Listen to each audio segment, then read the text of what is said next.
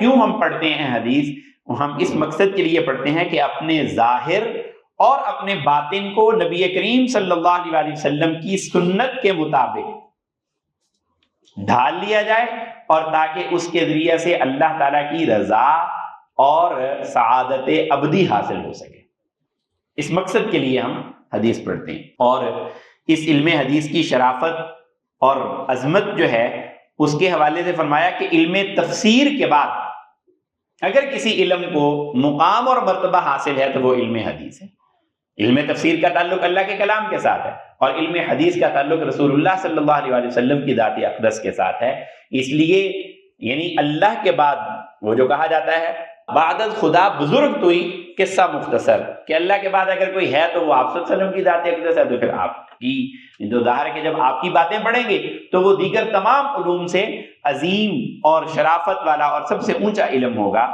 اور ایسے ہی کسی بھی علم ہونے کے بڑے ہونے کی وجہ یہ ہوتی ہے کہ اس علم کو پڑھنے سے اللہ کی رضا ملتی ہے۔ دنیا کا کوئی علم پڑھ لیں، تفسیر کے بعد اگر سب سے زیادہ اللہ تعالیٰ کی رحمت کسی چیز پر نازل ہوتی ہے تو وہ حدیث پڑھنے پڑھانے والے پر ہوگی۔ حدیث پڑھنے پڑھانے والا نبی کریم صلی اللہ علیہ وسلم کی ذات اقدس کے بہت قریب ہوتا چلا جاتا ہے۔ جتنا زیادہ شغف حدیث کے اندر کسی کا ہوگا وہ آپ صلی اللہ علیہ وسلم کی ذات اقدس کے زیادہ سے زیادہ قریب ہوتا جائے گا، دو وجہ سے۔ ایک تو اس کو کثرت درود شریف کی سعادت حاصل ہوگی، جب بھی وہ کو بات کرے گا تو آپ صلی اللہ علیہ وسلم کا نام لے گا، جب بھی آپ کا صلی اللہ علیہ وسلم کا نام لے گا تو سارے درود شریف بھی پڑھے گا۔ تو اس لیے درود شریف کی جتنی کثرت ہوگی اس کا تعلق آپ کے ساتھ اتنا ہی قریب ہوگا۔ اور پھر وہ باتیں کس کی پڑھ رہا ہے؟ وہ باتیں پڑھ رہا ہے جو نبی کریم صلی اللہ علیہ وسلم کی زبان اقدس سے نکلی ہوئی ہیں، تو اسی بنیاد پر اس کا تعلق آپ صلی اللہ علیہ وسلم کے ساتھ بہت زیادہ گہرا ہوتا چلا جائے گا۔ تو ان بنیادوں پر جو ہے علم حدیث جو ہے اس کا بڑا ہی اونچا مقام اور مرتبہ یعنی ہمارے سامنے آتا ہے۔ تو یہاں تک کی باتیں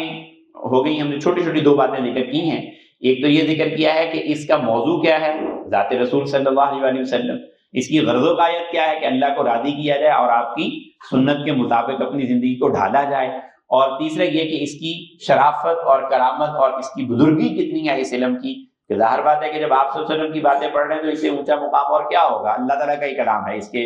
اونچا، باقی تو سب کچھ نیچے رہ جائے گا۔ اسی طرح سے اب آگے جو ہے وہ ہمیں حدیث مبارکہ کی جو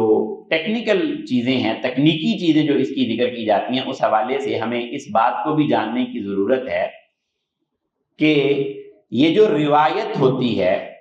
جس کو اگر آج کے آپ کے قریبی محاورے کے اندر کسی بات کو اس کو کہنا ہو تو وہ یوں کہہ سکتے ہیں کہ رپورٹ کرنا کسی چیز کو، نقل کرنا کسی چیز کو۔ آپ یہاں کی بات سن رہے ہیں اور یہاں کی بات آپ آگے جا کے حکایت کرتے ہیں، آگے جا کے آپ روایت کرتے ہیں۔ تو یہ جو علم روایت ہے یعنی کسی کی بات کو آگے نقل کرنے کا فن، یہ کیا ہے؟ اس کی عقلی ضرورت کس حد تک ہے اور اس کی اہمیت کس حد تک ہے؟ ویسے تو آپ کو بڑی سمپل سی بات لگ رہی ہے، یہ کوئی انوکھی بات تو نہیں ہے، دنیا جہان میں یہ کام ہوتا ہے۔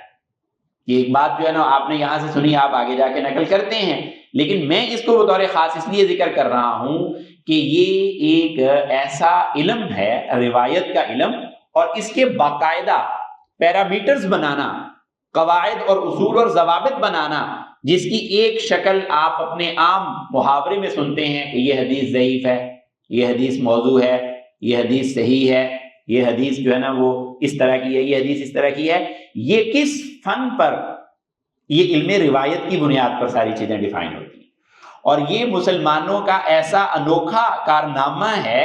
کہ رسول اکرم صلی اللہ علیہ وسلم کی باتوں کو محفوظ کرنے کے لیے انہوں نے یہ فن ایجاد کیا جو اس سے پہلے کسی قوم نے نہیں ایجاد کیا۔ رپورٹنگ یعنی آپ اب تو ماس کمیونیکیشن کے اندر، جس کو صحافت کہا جاتا ہے، اس کے اندر اور میڈیا کے اس جو ہے وہ ایک